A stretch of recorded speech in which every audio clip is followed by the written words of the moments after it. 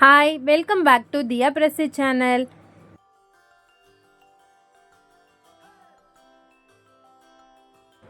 So இன்றைக்கி இன்ட்ரெஸ்டிங்கான சமையலில் முட்டை தொக்கு எப்படி செய்கிறதுன்னு பார்க்கலாம் வாங்க. ஸோ இந்த டிஷ் வந்து சப்பாத்தி, இட்லி, தோசை, ரைஸ் எல்லாத்துக்குமே வச்சு சாப்பிட்லாம். நல்லா டேஸ்ட்டாக இருக்கும். ஸோ நீங்கள் பிகினர்ஸாக இருந்தீங்கன்னா இந்த மெத்தடில் ட்ரை பண்ணி பாருங்கள்.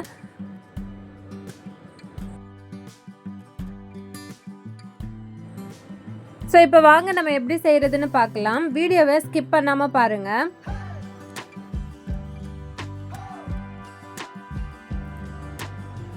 ஸோ நான் ஆல்ரெடி முட்டை வந்து பாயில் பண்ணி ரெடியாக எடுத்து வச்சுருக்கேன். இப்போ மசாலாவுக்கு தேவையானதை நம்ம ரெடி பண்ணிக்கலாம்.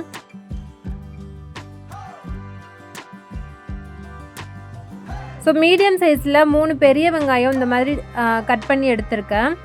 அடுத்தது 3 தக்காளி எடுத்திருக்கேன். ஸோ நம்ம மசாலா வந்து டேரெக்டாக அரைச்சி தான் இது பண்ண போகிறோம். அதனால் நீங்கள் பெரிய பீஸ் அந்த மாதிரி கட் பண்ணி எடுத்துக்கோங்க.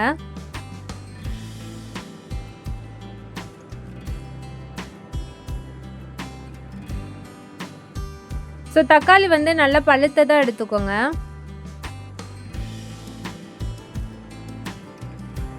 உங்களுக்கு இந்த சீடு வேணான்னா நீங்கள் சீடு எடுத்துகிட்டு கூட சேர்த்துக்கலாம். ஸோ 1 ஸ்பூன் மிளகாத்தூள் எடுத்துக்கலாம். அடுத்தது 2 ஸ்பூன் மல்லித்தூள் எடுத்துக்கலாம்.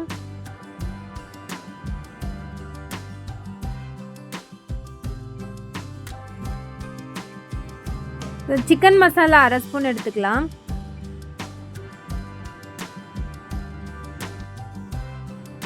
$20 கிராம் தேங்காய் எடுத்துக்கலாம்.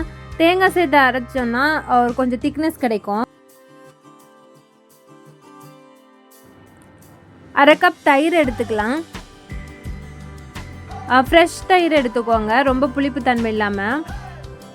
ஸோ இப்போ எல்லாத்தையும் சேர்த்து நல்லா அரைச்சிக்கலாம். இந்த மாதிரி அரைச்சி எடுத்துக்கலாம். ஸோ இப்போ ஒரு கடாயில் 2 ஸ்பூன் அளவுக்கு எண்ணெய் விட்டுக்கலாம்.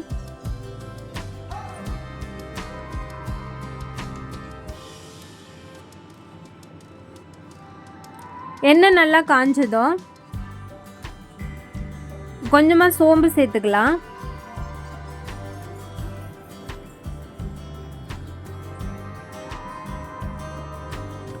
சோம்பு நல்லா கொஞ்சம் பொரியட்டும்.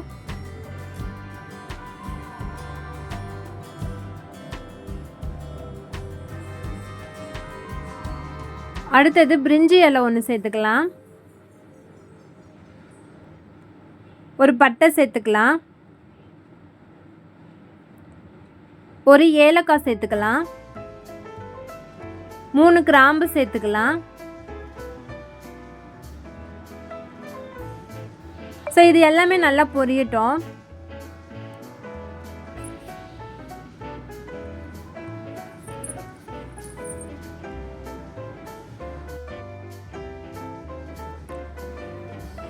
ஸோ நம்ம எப்போது தாளித்து விடும்போது அடுப்பை வந்து சிம்மிலே வச்சுட்டு தாளித்து விடணும். அப்போ தான் அந்த எண்ணெய் தெரித்து கிச்சனில் சீக்கிரமாக அந்த பிசுபிசுப்பு பிடிக்காமல் இருக்கும். இப்போ வந்து ஒரு ஸ்மால் சைஸில் ஒரு ஆனியன் கட் பண்ணி இந்த மாதிரி சேர்த்து நல்லா வதக்கிக்கலாம்.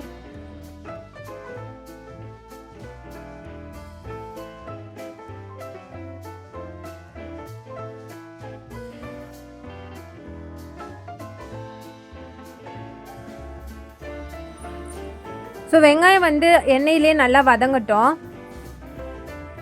வதங்கினதுக்கு அப்புறம் கொஞ்சமாக கருவேப்பிலை சேர்த்துக்கலாம். இந்த ஸ்டேஜில் நம்ம சேர்த்தோம்னா நல்ல வாசனையாக இருக்கும்.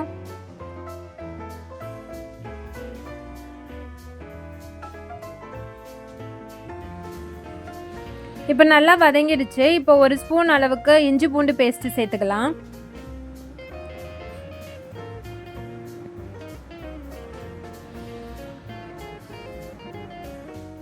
இஞ்சி பூண்டு பேஸ்ட்டோட பச்சை வாசனை போகிற வரைக்கும் நல்லா வதக்கி விட்டுக்கலாம்.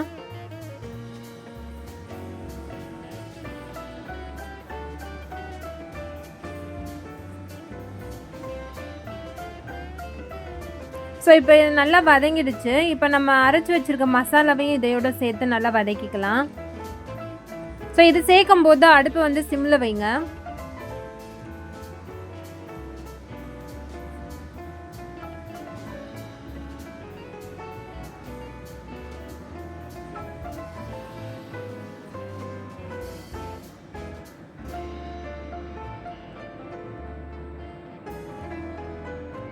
ஸோ நல்லா கிளறினதுக்கப்புறம் தேவையான அளவு தண்ணி விட்டுக்கலாம். நான் 1 கப்பு தண்ணியை விட்டுருக்கேன். உங்களுக்கு கிரேவி எவ்வளோ வேணுமோ அதை பொறுத்து நீங்கள் தண்ணி ஆட் பண்ணிக்கலாம்.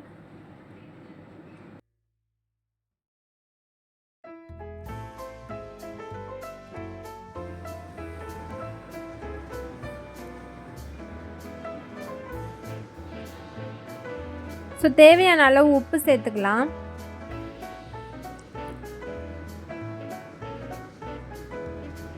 ஸோ இப்போ வந்து நல்லா கிளறினதுக்கப்புறம் ஒரு மூடி போட்டு ஒரு 10 நிமிஷத்துக்கு நல்லா கொதிக்க விட்டு எடுத்துக்கலாம்.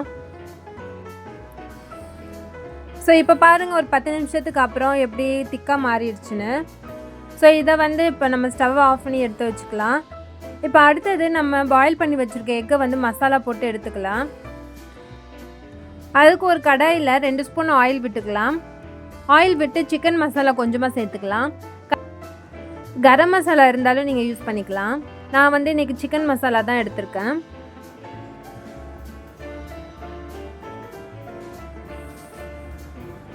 ஸோ அடுப்பு வந்து ஹெவியாக வச்சிடாதீங்க, அந்த மசாலா வந்து தீஞ்சு போயிடும். அதனால் சிம்மிலேயே வச்சு மெதுவாக இது பண்ணிக்கோங்க. அடுத்தது காஷ்மீர் ரெட் சில்லி பவுடர் ஒரு 1/2 ஸ்பூன் எடுத்திருக்கேன். மஞ்சத்தூள் கொஞ்சமாக எடுத்துக்கலாம்.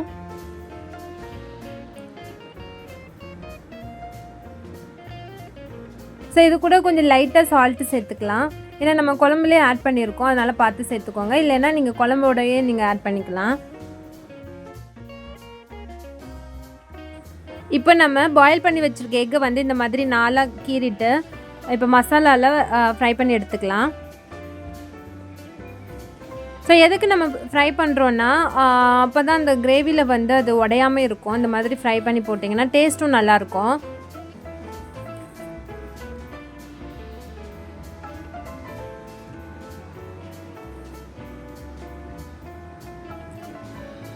நல்லா ஒரு 5 மினிட்ஸ்க்கு நல்லா ஃப்ரை பண்ணி எடுத்துக்கலாம்.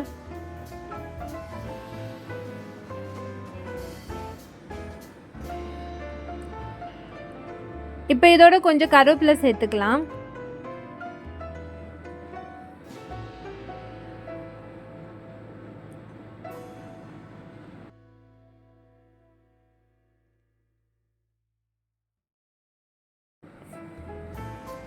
ஸோ இந்த அளவுக்கு நல்லா ஃப்ரை ஆனதுக்கப்புறம் நம்ம ரெடி பண்ணி வச்சுருக்க தொக்கையும் இதோடு சேர்த்து நல்லா கிளறி விட்டுக்கலாம். லைட்டாக தண்ணி விட்டு அந்த மசாலாவை கழுவி இதோடு சேர்த்துக்கோங்க.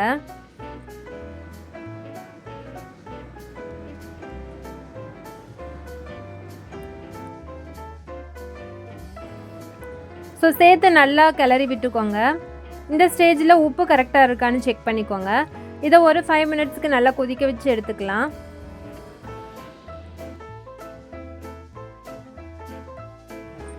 ஸோ அவ்வளோதான், முட்டை தொக்கு வந்து ரெடி ஆயிடுச்சு. இப்போ கொத்தமல்லி போட்டு இறக்கிக்கலாம்.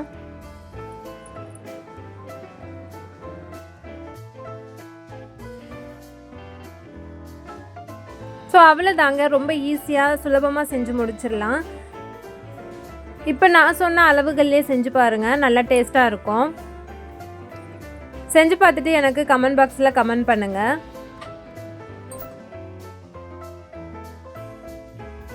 ஸோ இந்த ரெசிபியோட அளவுகள் நான் டிஸ்கிரிப்ஷனில் கொடுக்குறேன், செக் பண்ணிக்கோங்க.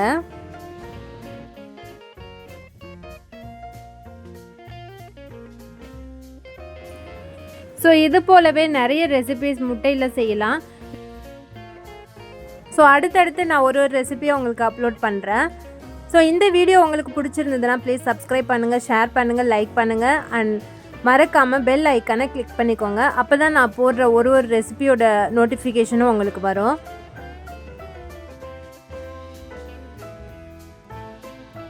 ஸோ அடுத்து ஒரு இன்ட்ரெஸ்டிங்கான ஒரு ரெசிபியில் பார்க்கலாம். தேங்க்யூ.